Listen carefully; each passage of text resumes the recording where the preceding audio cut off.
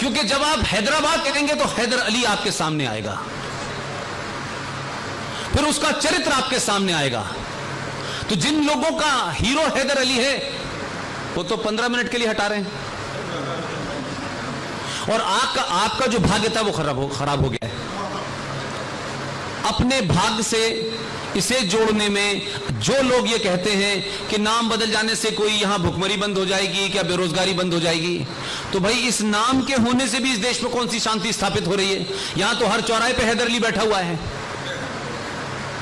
तो फैजाबाद का नाम बदला तो लोगों को समस्या हुई। मैं तो बार बार इस मंच से कहता हूं कि सरकार ये आएगी वो आएगी, सरकार आती है जाती है। मैं कहता हूं एक दिन ये सरकार तय करे कि इस देश में जितने भी नाम हैं उसको एक रात में बदले। कोई कंफ्यूजन नहीं छोड़े कि हम प्रस्ताव पास करेंगे, ऐसा करेंगे वैसा करेंगे। आप उसका साइकोलॉजिकल इफेक्ट देखिए क्या होता है कि नरेंद्र मोदी जब वापस लौटे इजराइल से और हिंदुस्तान आए तो यह घटना आप सबने पढ़ी होगी। इंटरनेशनल मीडिया ने क्या लिखा? उन्होंने लिखा कि यह एक ऐसा शख्स है जो अरब और इस्राइल के बीच के कॉन्फ्लिक्ट में मध्यस्थता कर सकता है। तो जिसको आप मुसलमानों का कातिल बताते हैं, जिसको आप कहते हैं मुसलमानों का खून इसने किया है, जिसके खिलाफ आप यूएनओ में जाते हैं कि इसको वीजा मत देना, ये वो तमाम मुनाफिक मक्कार उस दिन कहां मर गए थे जब राजीव गांधी ने दूरदर्शन पे आकर खड़े होकर के कहा, जनेऊ ऊपर डाल करके, कि जब एक बड़ा पेड़ गिरता है तो धरती हिलती है। तो 3,500 सिखों का एक तरफा कत्ल जस्टिफाई किया। उसके खिलाफ कोई यूएनओ क्यों नहीं गया भाई? नहीं गया कोई। और जिनको जाना चाहिए था वो क्या कर रहे थे वो बताता हूं मैं आपको। 1984 में ये सब कुछ हुआ। 1985 में एक किताब लिखी गई। ये किताब किसी ऐरा गैरा आदमी ने नहीं लिखी। इस देश में एक परिवार जिस परिवार से भारत में वो राष्ट्रपति बने, उनके पिताजी विदेश मंत्री बने, कई और वजारतें मिली, गवर्नर बने, उनका बेटा जीवित है, सुप्रीम कोर्ट का लॉयर है, लॉ मिनिस्टर भी बना, विदेश मंत्री भी बना। उसने एक किताब लिखी है। बहुत ज़हीन, बहुत इंटेलेक्चुअल आदमी हैं। उनके परिवार की 2 लड़कियों की शादी हिंदू में हुई है, खुद उन्होंने क्रिश्चियंस में की है। लेकिन किताब से ज़हन यह पता चलता है कि आपके बाप जाकिर हुसैन भी हो, सलमान खुर्शीद भी हो, खुर्शीद आलम खां भी हो, लेकिन जब आपने लिखा तो अपने अंदर की वो बिल्कुल सड़क छाप दंगाई एंटी हिंदू मानसिकता दिखाई आपने। At home the saga of Indian Muslim, उसको आप पढ़िए। उसके एक पन्ने पे ये लिखा गया कि जिस वक्त हिंदू सिखों को मार रहे थे, ये 85 में किताब लिखी जा रही है, 84 में हुआ है सब कुछ ज्यादा दिन की बात नहीं है। और उस किताब में लिखा गया कि जब ये हिंदू सिखों को मार रहे थे तो भारत के मुसलमान बहुत खुश था और बहुत संतुष्ट था, और इसलिए संतुष्ट था कि इन दोनों ने मिलकर 1947 में मुसलमान को मारा था। यह मानसिकता है आपके देश के कानून मंत्री बनने वालों की, विदेश मंत्री बनने वालों की। आप कहते हैं कि जो जाहिल पंचर जोड़ने वाला मुसलमान है वो दंगाई होता है। मैं कहता हूं इस देश को इंटेलेक्चुअल पढ़े लिखे मुसलमान से खतरा है, और ये बात साबित करता हूं मैं। इस देश में एक आदमी मेरे विश्वविद्यालय का वाइस चांसलर रहता है, माइनॉरिटी कमीशन का चेयरमैन रहता है, भारत में का राजदूत रहता है ईरान के अंदर। ईरान में जो उसने कृत्य किया वो सबको पता है, वो पब्लिक डोमेन में नहीं आ सकता है। वो आदमी भारत का उपराष्ट्रपति बनता है। मुझे नाम बताने की जरूरत है?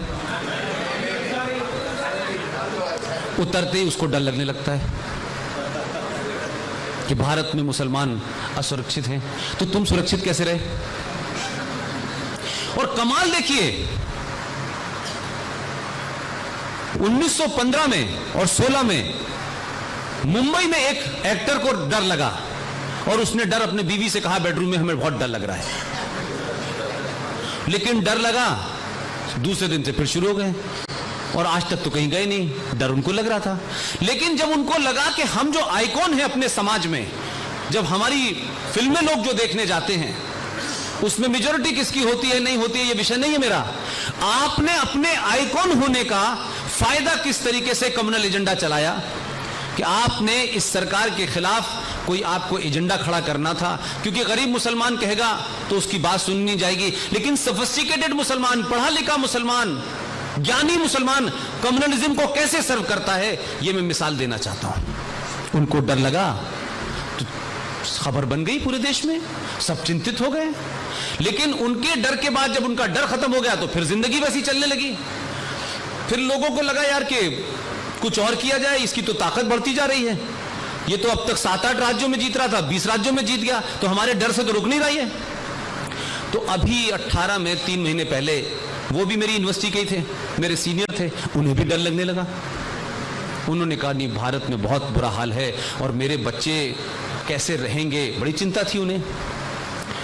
अभी 3 दिन पहले इन डर लगने वाले लोगों के चेहरों से मुखौटा बाहर आ गया। इनको डर नहीं लग रहा था, इनको अपना एजेंडा चलाना था, क्योंकि बॉम्बे की फिल्म इंडस्ट्री आज भी आपके पड़ोसी मुल्क का एक आदमी चलाता है और उसके इशारे पर आपने इस देश में जो आज का यूथ है, वो हिंदू भी हो सकता है, वो मुसलमान भी हो सकता है, उसके मन में इस सरकार के प्रति एक कहीं घृणा पैदा करने की आपकी कोशिश थी। और 3 दिन पहले आप आए बाहर और आपने 600 लोगों के सिग्नेचर से कहा कि भारत में नरेंद्र मोदी सरकार को हराने के लिए 600 राइटर्स और एक्टर ने साइन करके भेजा है। इनको साइन करने की बहुत आदत है, कभी ये साइन करके यूएनओ जाते हैं, कभी यहां साइन करके इनको लगता है कि नरेंद्र मोदी के खिलाफ माहौल बनाएंगे। लेकिन ये वही लोग हैं, इसमें दूसरी घटना बता रहा हूं आपको। 26/11 की डेट आप लोगों को याद है, 26/11 भी इलेक्शन से पहले हुआ था, पुलवामा भी इलेक्शन से पहले हुआ था। और आपके देश के लोग क्योंकि खुद तो हरा नहीं पा रहे थे मोदी को, तो गए थे पड़ोस में, आप सबने टेलीविजन पे देखा होगा, कह रहे थे कि हम मोदी को हरा नहीं पा रहे हैं, आपकी मदद चाहिए। तो वो मदद कर रहा है, तो उसने मदद की इनकी, उस मदद के तहत पुलवामा हुआ।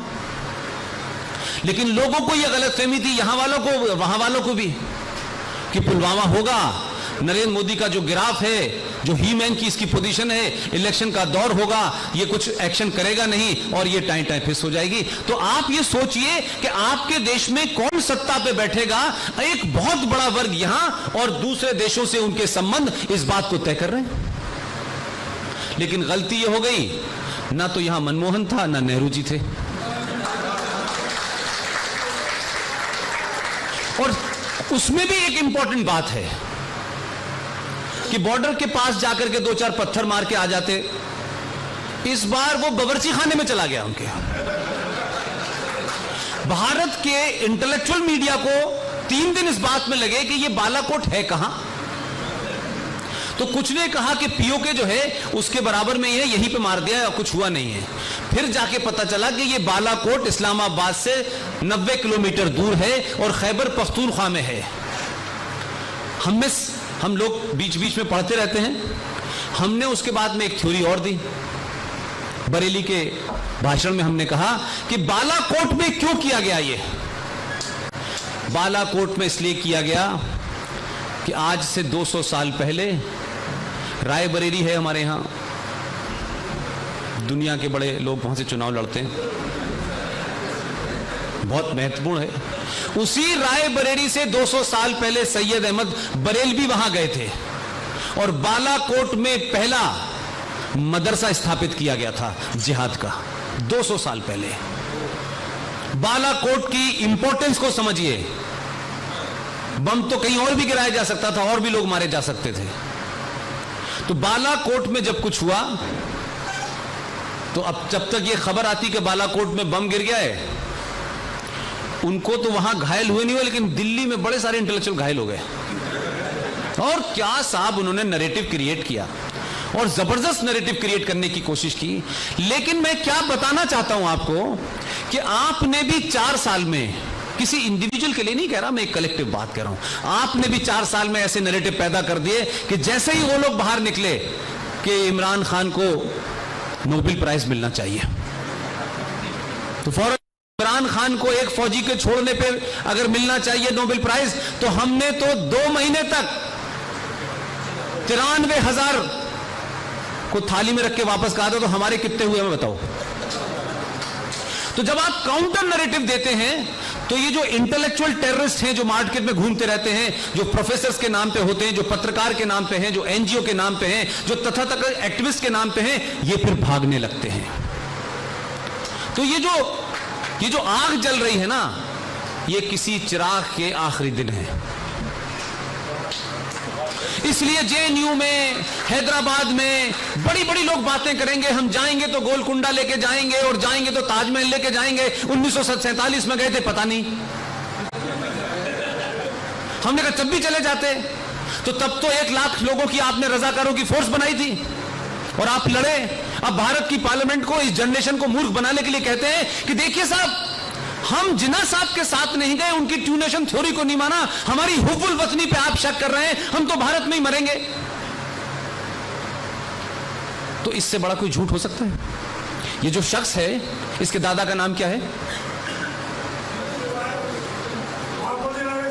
जी? नहीं, सैयद कासिम रिजवी कौन था? उसी ने रजाकार बनाए थे। नहीं, आप मेरी बात को सेकंड कर रहे हैं। जिनके खानदानों ने 1 लाख लोगों के रजाकारों की फोर्स बनाई और भारतीय सेना से लड़े कि ये अब किसी भी तरीके से हैदराबाद पाकिस्तान में मिलेगा। वो भी आदमी गुजराती था, उसने कहा अच्छा मिलवाता हूं, पूरी तरीके से मिला दिया। वो लोग भारत की पार्लियामेंट में खड़े होकर झूठ बोल रहे हैं कि हम गए नहीं, हम जा सकते थे। अरे आप जा सकते क्या थे? आप जाने की तैयारी में थे, सब कुछ कर लिया था, जा नहीं पाए क्योंकि पटेल बैठा हुआ था वहां। मैं क्या कहना चाहता हूं कि क्या आप लोगों के बीच में आपकी खामोशी को लोग मूर्ख समझते हैं? क्या आपकी चुप्पी को लोग कायरता और बुज़दिली समझते हैं? इसलिए चौराहे चौराहे पे कुछ भी बक दो, कुछ भी कह दो, किसी को पता नहीं चलेगा। कम से कम इसको तो नहीं कहना चाहिए था, कुछ और कहते तो समझ में आता। इसने तो खुले काम लड़ाई लड़ी। और कासिम रिजवी कौन था? 1946 में मजलिस-ए इत्तेहादुल मुस्लिमीन का अध्यक्ष था। अब 2 हिस्सों में बट गए तो ऑल इंडिया लगा दिया, आप सेकुलर हो गए, सेकुलर हो गए आप, ऑल इंडिया मजलिस-ए इत्तेहादुल मुस्लिमीन हो गई। तो अब तो आप उनसे बात ही नहीं कर सकते। तो ये लोग सत्ता तक पहुंच गए, इसमें हमारी और आपकी कमजोरी है। ये लोग इस देश में इतने मजबूत हो गए, ये हमारी कमजोरी है। 47 में 21 लाख लोग मरे, हमने कुछ नहीं सीखा। जितने बड़े हमारे यहां मैसेकर हुए, उससे भी हम नहीं सीखना चाहते। अमेरिका को 350 साल के बाद भी उसके प्रेसिडेंट ने कल क्या बयान दिया है?